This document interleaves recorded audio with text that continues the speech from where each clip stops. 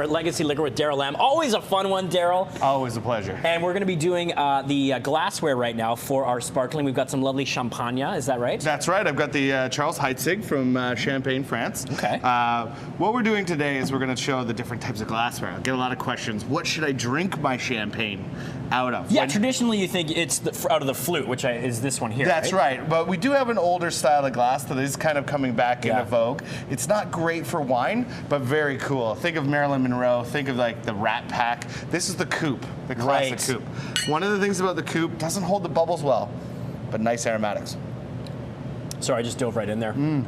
This is sort of reminds me of those, cascading. The that's what they would make the pyramid the 40s out movies of. and things Exactly. like that. That's really nice. That almost sort of puts you in that iconic New Year's state of mind, you know? Definitely makes the champagne nice and rich, but it does lose the bubbles quickly. Okay. So after the coupe kind of came along, the flute, meant for holding the bubbles. Just because it's narrower. Narrower. But you don't get that nice aromatic either. Oh yeah, you really noticed that. Yeah, what a difference, right? It sort of confines the aroma because of the narrower opening. Interesting. Mm-hmm. So unlike me, where I don't have trouble drinking bubble quickly, so I don't lose my bubbles in coupes, but a lot of people like the flute to keep that bubble, that nice aromatic effervescence. Okay, very quickly, these ones look like just sort of typical wine glasses. Yeah, these are typical wine glasses. So now today's Psalms are telling people you want to drink these great wines, especially champagne like Charles Heitzig, out of proper wine glasses to keep the bubble and to keep the aromatics. So a little best of both worlds. That's right. So this is your standard kind of Riedel white glass. Okay. And it works for this one as well, which is the typical red glass. So this is the red glass. This big, heavy bowl is my preferred choice. I like to be able to flick the wine around. It's like a cauldron. Yeah. Get that, but get your nose in there. Get that deep. Take it in. All right, beautiful stuff. Good tips. Cheers, and we'll be learning about a couple of different varieties of bubbly and sparkling wine today at Legacy Liquor, right? Absolutely, we will. Okay, stick around, guys. We're going to be learning about sparkling wine under $20. That's right. It doesn't always have to be an $80 bottle of champagne.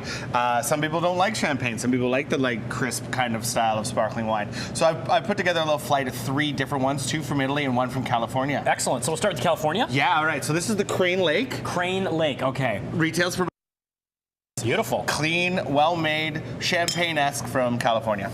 And you mentioned really well that the difference with the sparkling wine, it is a lot lighter, not always as dry as the champagne. Mm-hmm. The main thing about champagne is the fact that they age their wine for so long. So a lot of more affordable versions tend to be younger. Okay. So they're cleaner, crisper, more lemony. Like that was just nice, clean, easy drinking. Okay, cool. What's this one now? Now we come to the juggernaut. Now we come to Prosecco. Okay, which is huge these days. Absolutely. Everybody's drinking Prosecco. Prosecco is the preferred sparkling wine of British Columbia. This is the Giusti Rosata. This is a beautiful under $20 Prosecco.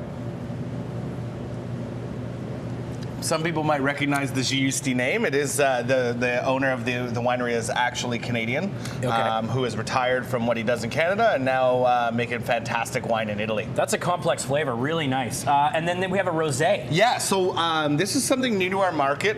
In the Prosecco region, they have a red varietal, Robasso. Mm-hmm. They make a rosé or a rosato sparkling wine from it, a nice dry sparkling rosé. It's got a beautiful aroma to it as well. Oh, I know, nice and roasted. And we're doing a little more high-end when it comes to the champagne now, right? That's right. Well, we have some champagne, but let's start out with what we do best in BC. Okay. That's sparkling wine. In my opinion, we make world-class sparkling wine, and we make all kinds of different styles of sparkling wine. So the first one I want to give you is this brand new Moscato from Orofino. So a lot of people try Moscato from Asti, Piedmont, Italy. Ooh, that smells great. Peach wow, puree. Peach, yes, exactly. Absolutely.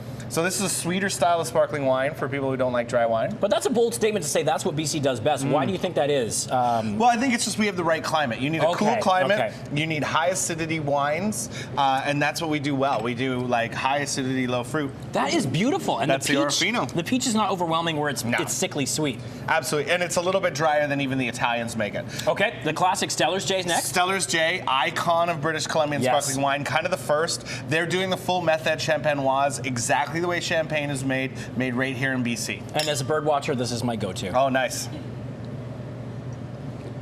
Nice, a lot drier, sort of a... Look for the word brute. The word brute will tell you that it is absolutely dry. Okay, that's good. And then what are the other terms and words for the less dry? You'll see sec or demi-sec. Okay. In Prosecco, it'll be extra dry and dry. Okay, and finally, what do we have here? Now, this is some real champagne. This is the Louis Massin. Okay. So as we've opened up our market, as we continue to liberalize, now we're starting to get lots of great new houses, new brands, new to us. This is not a new brand, right? But it's brand new to British Columbia. Okay. And this bad boy is under $50. Nice. All right, real champagne, and it's high quality, under 50.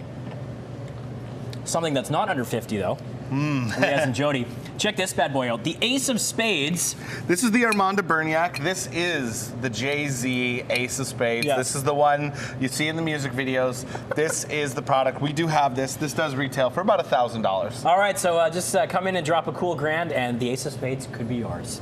We know where the party is tonight. You have a celebration of sorts to talk about as well, right? Absolutely. I'm going to be hosting a Burrowing Owl wine dinner at the Belmont Bar on Granville Street. Nice. All right, so the details are right here. Absolutely. You can go to legacyliquorstore.com or belmontbar.com to buy tickets. $60, 4 courses, beautiful night. Can't beat that. Daryl, thanks a lot. We got one more segment coming up, you guys, at Legacy Liquor. And if you've got no plans for New Year's Eve, you might want to check this one out. Kieran, you're the general manager of the Belmont Bar in Vancouver. Thanks for joining us. Thanks for having me. All right, now all day long we've been talking about sparkling wine and champagne, but we're going to do something different now.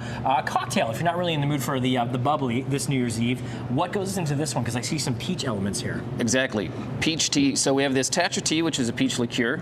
Okay, and this is an actual bottle that a product you can buy here. That's right. Legacy Liquor Store's got it here.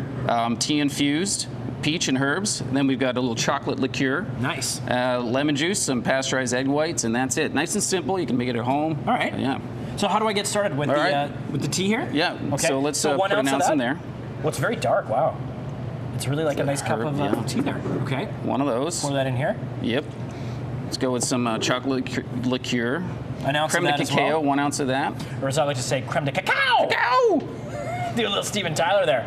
Okay, and that'll give it obviously a nice chocolate sort of. Yeah, nice and smooth, a little velvety, sweetness. Feel to it. Some lemon juice. Maybe Go ahead I'll with throw that one. this one in. Okay. Just to a little tart, even it out. Yeah, because you want to balance obviously the sweetness with the tart, right? You don't want it too sweet. Yeah. So pasteurized egg whites. This is just to give it some frothy consistency, nice and smooth. That's what the egg whites will do. It'll give it that nice froth. And shake it up, hon. Okay. And obviously a very simple thing, like you say, that you can do at home because the ingredients are there's very not too many of simple. Some fresh peaches. Okay. Look at that. Shaken, not stirred. You really see the froth there. Yep. The egg whites really give it that consistency, but this is it's good balance here of That's sweetness. The tea, very different. Yep. You're not going to get this, not an average drink, but it's very simple to make. And the peach is more like a garnish, right? Or will you actually get some flavoring as it dips in there, kind of? Yeah, toss it on in there. Yeah, it's going to give you that nice aroma, fresh. It's a fantastic smooth little martini here. Would you add any of the peach syrup to it as well, or is it just fine like that? No, it's fine just like that. Yeah, it's sweet enough. Take a little sample here. And how long will the froth last? I'm always curious with the egg It sticks around for a while. Yeah, it does. Yeah, most of your drink, it'll see. Cheers. Beautiful, creamy New Year's Eve drink. Thanks a lot, Kieran. You're welcome. There you go, guys. We've got a New Year's Eve weather forecast coming up. It's going to be a cold one, so you might want to grab a drink and make sure you're responsible as well. Get a safe ride home.